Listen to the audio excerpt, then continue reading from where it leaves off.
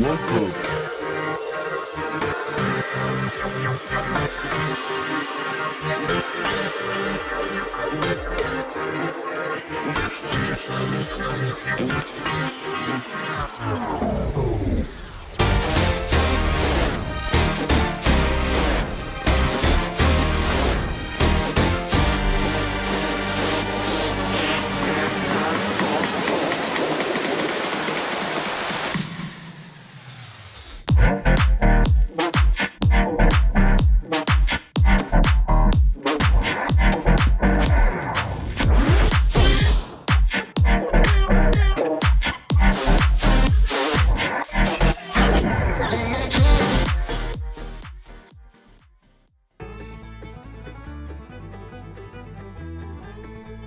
Welcome to the Everything Podcast. I am your host, Chuck Manity.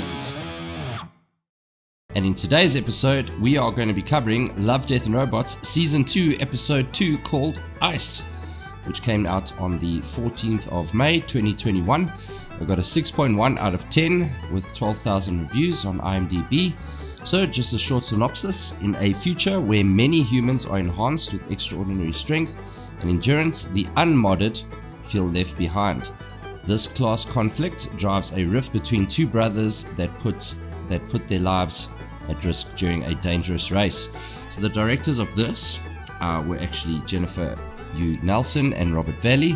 The writers were Rich Larson, Philip Gillette and Tim Miller. And this episode actually stars Archie Madekwa as Cedric, Sebastian Croft as Fletcher, Patrice Godinho as Logan, Alexander Lobo Marino as Broom, Miguel Amarim as Oxo, Mike Bodie as the father, Maria Teresa Creasy as mother, and Lex Lang is basically a few additional voices. So without any further ado, let's get right into the review. So it opens up with the Netflix logo and the title sequence. It opens up with a scene where you get what they call harvesters. It's on a bed of ice, and you see a dome with a bunch of factory buildings next to it. So it opens up where Cedric is busy looking and eavesdropping on a conversation that Fletcher is having with his parents, and Fletcher is saying that he's got some friends because he's modded, but Cedric isn't. And the dad doesn't seem very happy, as it kind of feels like he's a second best son, if that. Fletcher's mom then asks Fletcher if he can just look after Cedric and make sure he's okay. Fletcher is sneaking out of the house, thinking that Cedric is sleeping, and he's not actually, and then he asks where he's going. He said he's going out, and Cedric says that he's going to go with him. It seems that Cedric, before they go, Cedric sort of airs his dirty laundry, says that he's not happy being a freak and unmodded like the rest of the kids, and being on what he calls an icebox where his dad's moved him to carry on working. So he's just airing his dirty laundry to his brother. Clearly not happy about it, and Fletcher is kind of sympathetic but not really. As they're leaving, you get a long shot from the building that they're in. Fletcher makes his way down with backflips and all sorts of crazy stuff, and Cedric is walking down the stairs because he can't do all of that stuff. As they're walking through the city, you see a whole bunch of homeless people busy smoking and doing all sorts of other wonderful things, and it looks super dingy. All the homeless people are making comments saying, "Oh, they're extra, you've been modded." They're busy taking the mickey out of Fletcher because none of them have been modded. As they come to the outskirts of the city, they meet up with Fletcher's friends, who are all doing crazy things, from lampposts and playing hacky sack, and you can see that they have incredible skills because of the modifications that have been done to them. Fletcher has an incredibly long and uncomfortable handshake with Logan, who seems to be somewhat of the leader of the group by the looks of things. And Cedric just looks on in absolute horror at the silly handshake. Fletcher introduces Cedric to Logan, and Logan gives him sort of a stink eye and doesn't really have a lot of nice things to say to him. Logan then asks why Fletcher brought Cedric when he's not modded, and he said Cedric wants to see the frost whales. As they're walking through a tunnel out to where the pond is, and it's kind of similar to where that intro shot was, where you see all the factories and so on. The weather is incredibly terrible, a lot of snow and a lot of wind. Cedric then asks everyone how big are these whales exactly, and they're saying stuff in, I think it's Spanish, grande and so on, so they're basically saying that these things are monstrous and huge. So they're lighting flares so they can obviously see as they make their way out into the middle of the lake or pond. You can't really tell because the weather's so bad, but it's definitely a lake or sea or something that is frozen over, and they're leaving these flares as a roadmap to when they get out far that they can make their way back.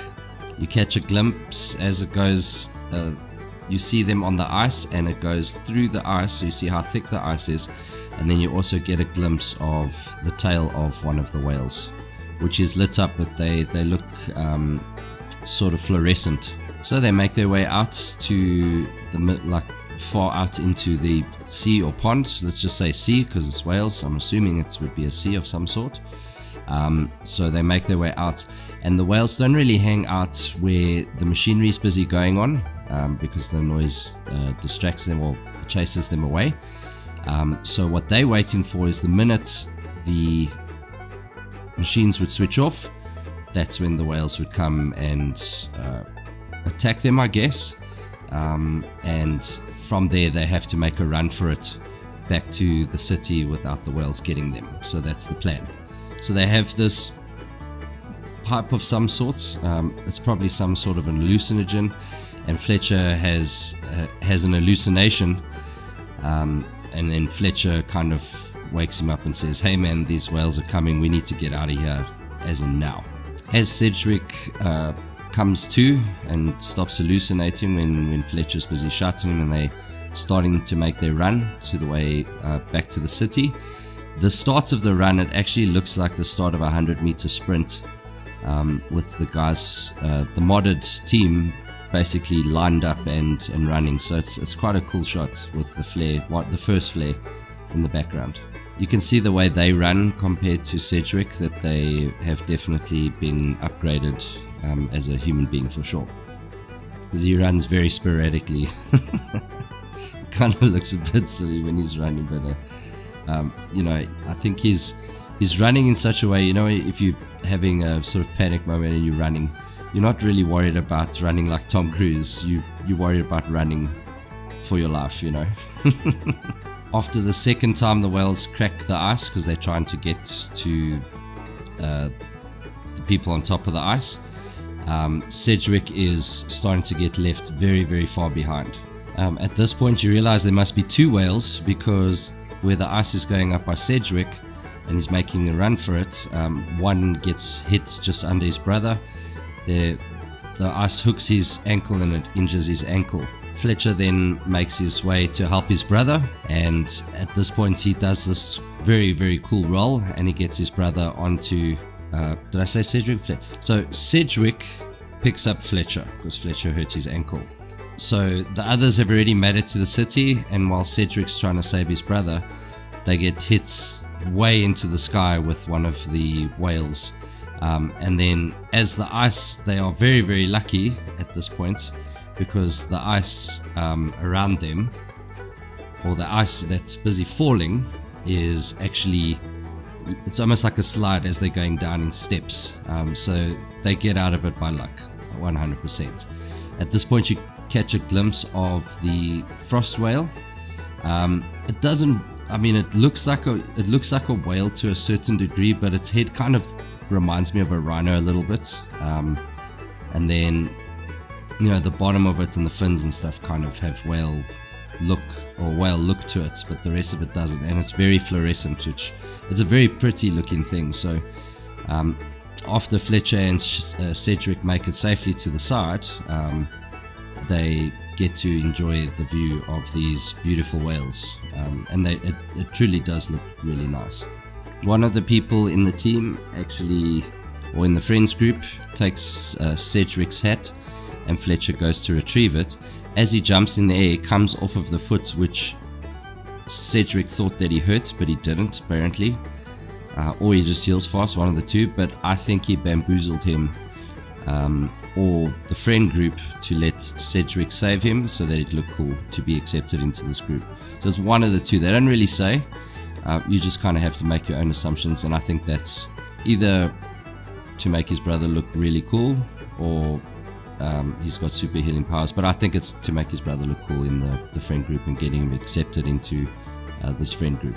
Just before it ends, you see the two brothers, they've really bonded after this whole thing, and they're busy walking away back into the city, and the last thing Fletcher says to Cedric is, "Wow, you'd never see that on Earth, wasn't that amazing?" And then the last thing you hear Cedric going as it goes dark is, "Yeah, amazing." So that was it for this episode. Very trippy. Look, not my cup of tea per se. Look, visually amazing, story but convoluted at times. I mean, like, it's a cool, thing of brotherhood, I guess.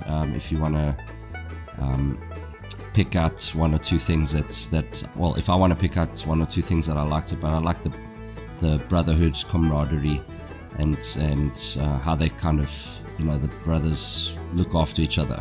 That's kind of what this looks like it's about to me. So not too bad.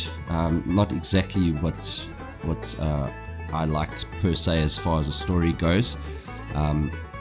So I'm not saying I don't like the brotherhood type of stories. I just don't like the way the story kind of panned out. It was very odd for me. It's hard to explain, but anyway, I hope you get it. But yeah, if you enjoyed it, please do let me know in the comments below. And if you enjoyed today's review, please do put that in the comments below as well, as liking and subscribing and commenting if you like this. Please show some love by doing that. But that is all for today's episode of the Everything Podcast, and we'll see you in the next one. Goodbye.